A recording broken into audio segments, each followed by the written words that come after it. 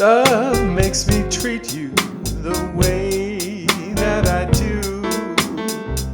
Gee, baby, ain't I good to you? There's nothing too good for a girl that's so true. Gee, baby, ain't I good to you? Bought you a fur coat for Christmas, a diamond ring, a Cadillac car. Greetings, peeps, and welcome to another installment of Music Elements Online. I wanted to provide a little bit of a lecture vid for you with respect to navigating our e-learning site and then navigating around our online text. Now, I have contacted some of you because you have not yet purchased the online text. Folks, I cannot stress this enough. You cannot pass this course without that online text. And we are already halfway through the second week of the semester. So please, if you haven't already done so, get that online text. And while I'm on this subject, understand something. This is a 7-week course. We do not have the luxury of an entire 16-week semester. Please use your time wisely. Get stuff done. You have to assume the responsibility. I cannot force you to read emails. I can't force you to watch videos. I can't force you to do assignments. You have to come up with this all on your own. This is why you elected to take an online course. You have to do this at your own pace, but you still have to do it. We all have lives, right? We all have stuff that creeps up. I get it. Everybody does, okay?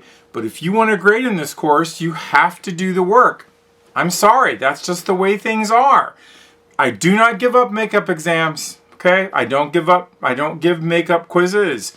You got to do the work. So please, budget your time wisely, work around stuff. I will help you all I can, but there's only so much I can do.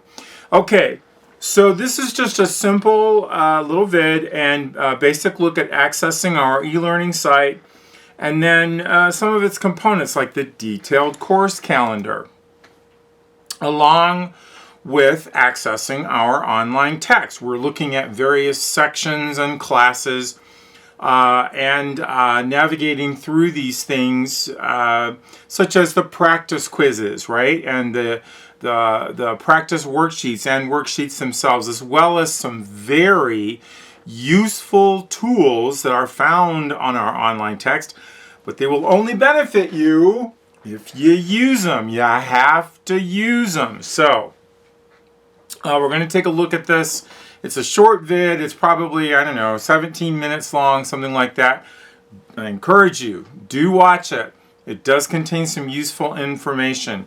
Once again, I cannot stress this enough. We're only allotted 7 weeks for this concentrated semester. So you got to get this stuff done in a short amount of time. There is a ton of info on our e-learning site, and there is a ton of info on our online text. All of that has to be completed. All those worksheets, quizzes, and so forth have to be completed within the specified time frame, and that is what that detailed course calendar can really help you with, but only if you use it. Please use your time wisely. Now, in addition to this vid, I'm also going to be producing a couple of other vids for you, one specifically related to the keyboard. Again, it's probably a short vid. It might be a little bit longer than this one. This is in addition to the tools that are on our online text. So please, avail yourself to those. It's not meant to be a replacement, but it's stuff that you can use, okay? Tools that you can use to help you get through this, okay? So without further ado, let's take a look at this online text. All right, ladies and gentlemen, let's take a look at our navigation around our e-learning site in preparation for looking at and completing assignments on our online text. Now, when you first log in to e-learning, you should see a screen that looks something like this. Obviously, you may, when you first log in, you're going to see at eLearning the courses that you're registered for. If you're only registered for this course, this is the only one you will see. And of course, you will click on the link for that course and you'll be brought to this page. On this first page, obviously, is just simple stuff, our announcements primarily. You might also notice that in the lower right-hand corner of the website, there is a brief calendar. You can pay attention to this if you wish, but the reliable calendar will be, of course, the detailed course calendar, which is found on the Contents tab. So let's get right to that and let's look at our Contents tab. And so when you come to our Contents tab, you see obviously table of contents, course syllabus, detailed course calendar, online textbook link, and so forth. All the sections broken down into the specific dates. So let's first take a look at this detailed course calendar. And you can see here on the left column, this is the start date for each of the sections and the end date for each of the sections. So the first section, section 1 and section 2, the keyboard and the staff, these began, I should say, on May 5th, and they will end on May 17th. The next two sections, section 3 and section 4, rhythm and meter and major scales and key signatures, will begin on May 18th. And they will end on May 31st. Now, it might just be something for you to understand that every section, with the exception of the first one, will always begin on a Sunday at 12 a.m. and the sections will end on a Saturday at 11:59 p.m. That's how this is orchestrated. Okay, so just, you can scroll through the online stuff here on eLearning, and you can scroll through the detailed course calendar to see when things are due. Something to keep in mind, the midterm exam starts on June 1st and ends on June 7th. Okay, so we'll talk about some of the other items on the Contents tab at another lecture vid. For now, though, let's focus on the online text. So in order for us to access the online text, we just simply click on this module and we're brought to this page. Many of you have already completed assignments, so this is old hat to you. This is second nature, but here we go. Clicking on that link brings us to a new page, which brings us to our online text. Now, I might mention to you the view that you're seeing here is not identical to the view that you are going to see because I'm an instructor and I have other options such as looking at the gradebook and instructor tools and so forth, and you do not have those options, obviously. However, the outline and basic structure of the text is identical to what you will see. Here we have all of these sections available to us, and so we're going to take a look at the first section, which is entitled The Keyboard. And you may have already done so, but you'll notice that every section has an introduction, and the introduction contains tools that you can use to familiarize yourself with the material. And one of the things that I wanted to point out to you with this, with regard to special tools, is something called the virtual keyboard. So I could probably mention this to you, and I'm sure you've already figured this out, but you have things that are tools that can be made available to you, such as playing the descriptions, and you can have, you have tools called Show Me and Keywords and Discover Video. The Discover Video is like a little mini lecture video that kind of talks about the stuff that we're going to be talking about in a specific section. So you have a lot of tools available to you, and I urge you to avail yourself to all of them. The one that may become very useful to you is the virtual keyboard. So we're going to bring that up, and you can just see. You can play with this to your heart's content. Okay, so, but one of the things I wanted you to notice about this is something specific, is the fact that when you hover over one of the keys, you notice that things change in the window of the keyboard, such as it tells you what pitch you are hovering over. In this case, it is G4. It says key number 47. That is just simply the number of keys. There are 88 keys on the piano keyboard, so just that's what that number is for. You are also looking at an octave designation, and we'll talk about what an octave designation is, but look at this. It says G4. Well, what that's telling you is it is the fourth octave. Now, an octave on the piano keyboard is something that comprises 8 tones. So if we start with this G and we were to count up 8 from here, 1, 2, 3, 4, 5, 6, 7, 8, we would end up with the next octave up. So notice here how this one in the window, it says G1. Well, the next one up, G2. The next one up, G3. The next one up, G4, where we ended, and we could go all the way up, 5 and 6 and so forth. So that is what an octave designation is. You're going to find out more about that as we go along. I encourage you just to sort of familiarize yourself with the piano keyboard, but let's talk just briefly about it, just a little bit here. Notice how the piano keyboard is laid out. There are groupings of 2 black keys and groupings of 3 black keys.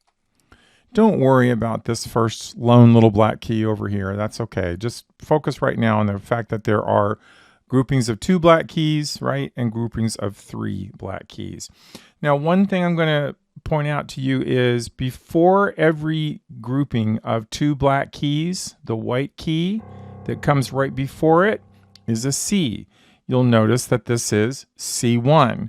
Well, let's go to the next grouping of 2 black keys and go to the white key right before that, C2. And C3 and C4 and C5, and we can go all the way up to the very last key, which is C8. Now, all of that might seem a little simple to you, but it's going to become very useful, especially if you have very little musical experience. Also, something to note is these are alphabetical. Now, get this. The very first letter of the alphabet is A. Well, if you go back to the very first key here, that's an A, which makes this a B, which makes this a C, which makes this a D, and so on, E, F, G. And in the musical alphabet, it only goes from A to G, and then it starts over. Okay, so I'm going to leave that to you to play with, and you can learn all about the musical keyboard, the piano keyboard, at your leisure. But do understand that it is something that will become very, very useful to you. And the more you pay attention to it, the more you learn about it, the easier music will be to understand. Now let's talk a little bit more about some navigational resources. You notice these arrows. This enables you to go back to a page that you were previously at, or to go forward. So left would be back, right would be forward. And if you keep going, it's going to take you to, obviously, the subsequent pages, okay? So notice here at the top of each of the pages, you always have that same header that gives you, overview and objectives, things like that. So also you have many interactive tools.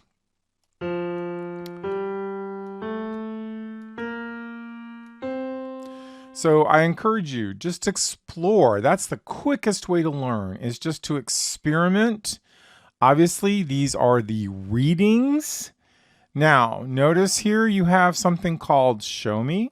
If you click on Show Me, it will show you.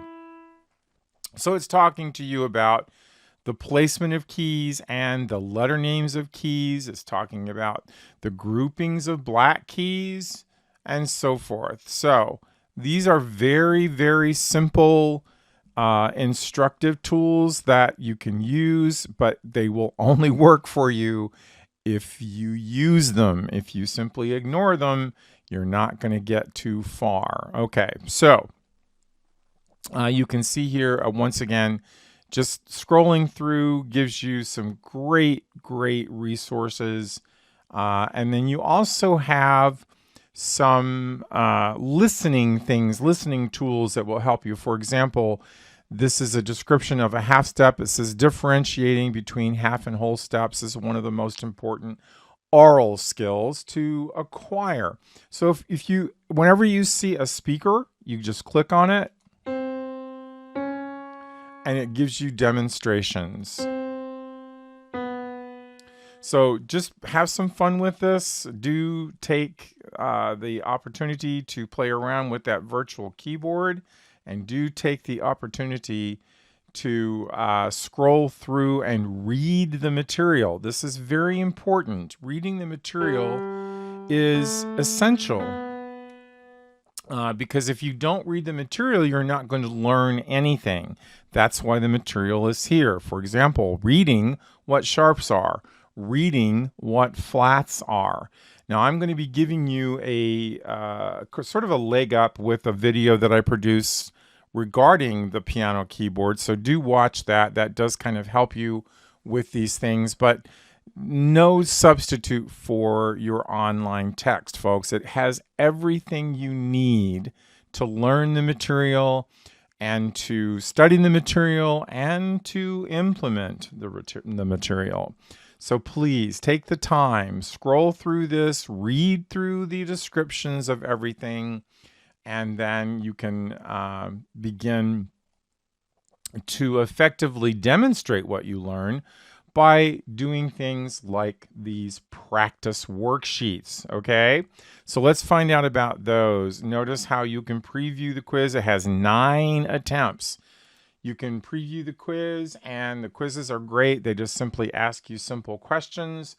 For example, question 1, it says, from the choices below, select the pitch that corresponds to the highlighted key. So they're asking you what pitch this is. Now, if you remember what I discussed briefly at the beginning, before every grouping of 2 black keys, that white key is a C. Well, if that's true, that means that this green highlighted key here is a C. Question 2, what would this be? Well, I happen to know because I'm a trained musician, but I can sort of say to whomever, this is a D sharp, so we can go ahead and just do all of these for right now. This particular key would be either an F sharp or a G flat. There's only one choice that matches that. There's a G flat. And question 4, this happens to be a G. And let's just continue on. This would be either a G sharp or an A flat. So there we go, A flat. By the way, this idea I'm giving you of 2 different names for a single key is referring specifically to something called enharmonics, which you will also learn through this chapter. This is a D, and this would be a C sharp. And this would be either an A sharp or a B flat. And this would be either a G sharp or an A flat. So let's do a G sharp. This would either be, well, no, this has to be an E, or it could also be an F flat. This is an E or an F flat. It is an F flat. This is an F or an E sharp. So we'll put an E sharp. Again, we're talking about enharmonics primarily here, because some keys will have more than one name. A sharp or a B flat, E flat or a D sharp, and Lastly, a C. Let's just continue on here, and we have a D, and we have a G, and we have either a G sharp or an A flat, and we have either a B natural or a C flat.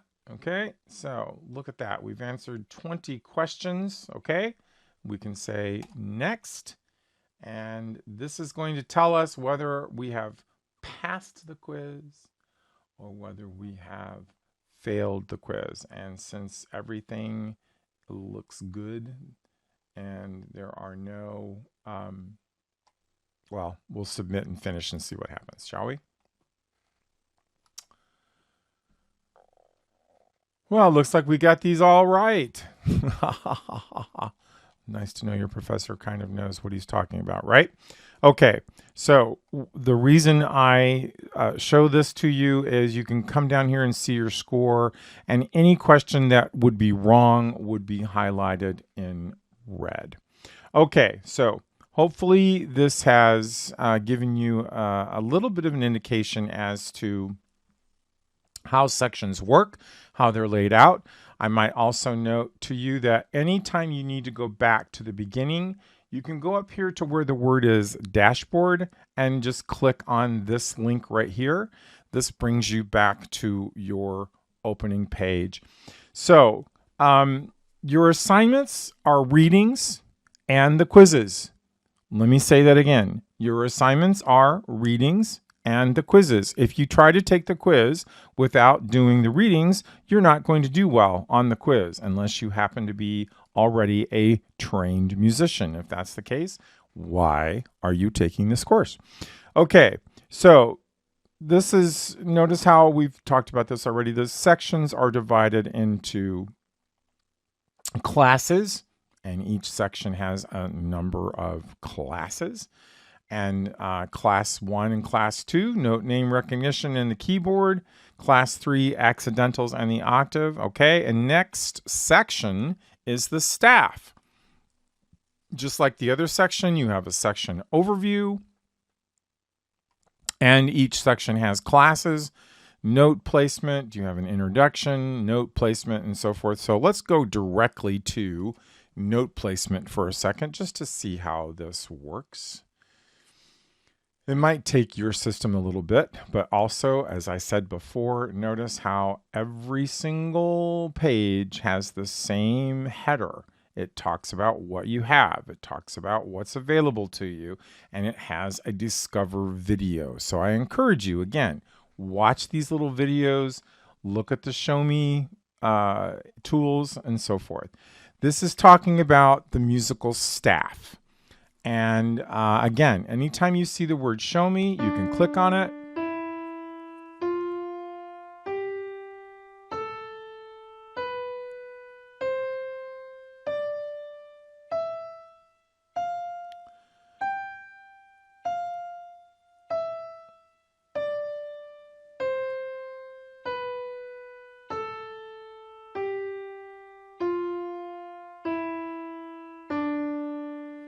And so that's giving you a demonstration. Anytime you see a show me, it will do that for you. Notice how it says show me again, and then it says now you try.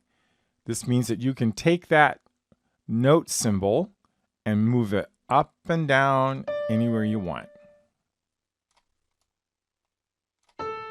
Okay? So again, I encourage you, have fun with it.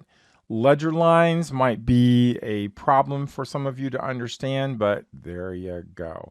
Also, in this section, you have some video demonstrations.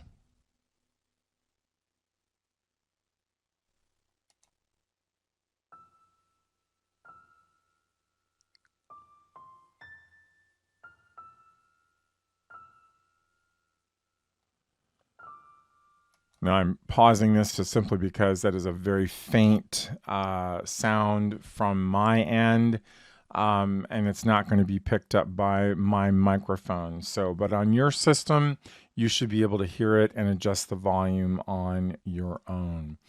Okay, and you'll notice when you get down to the bottom of the screen, remember these little arrows. You can go all the way up to the top. You can advance to the next page. And again, we're talking about different classes, notation practice. Again, show me, asking you to put things in perspective, put things on the staff, how they go, things like that. So please do take advantage of these tools. They will be invaluable to you. Once again, if you need to get back to the home screen, just simply click on that link to the right of the word dashboard, and that brings you right back to the very beginning. Okay, now let's briefly go back to the detailed course calendar, and which is again found in our contents tab. And again, we can see here when things are due. The first two sections are going to be due on May 17th. That's this coming Saturday by 11:59 p.m. The next two sections, sections 3 and sections 4, are not due until May 31st. However, they do not start until May 18th. That means that you're not going to be able to access the quizzes for these sections until they are open. Okay, I do this on purpose because you need to do these things systematically. You cannot jump ahead. If you don't have the knowledge, you cannot jump ahead. You need to read the material, study the material, do the worksheets, do the quizzes before you can move ahead. Okay, so I hope this has helped you understand the layout of our e-learning site and our online text. Okay, so I hope you found that very useful. As always, if you have questions, please shoot me an email. You might notice a little bit of a lag time in me getting email back to you, dealing with power failures and so forth, but I will get back to you as quickly as possible, okay? Remember, though, I do not respond to emails on the weekends. Okay, folks? Look forward to reading your further discussion topics, and I've enjoyed reading your introductions. Take care, and we'll see you soon.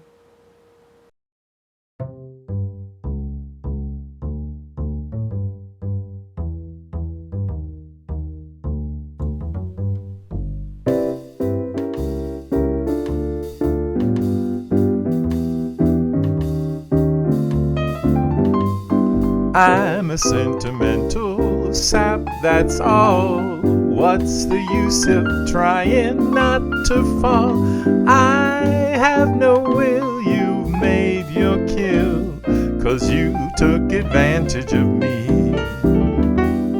I'm just like an apple on a bough, and you're gonna shake me down somehow.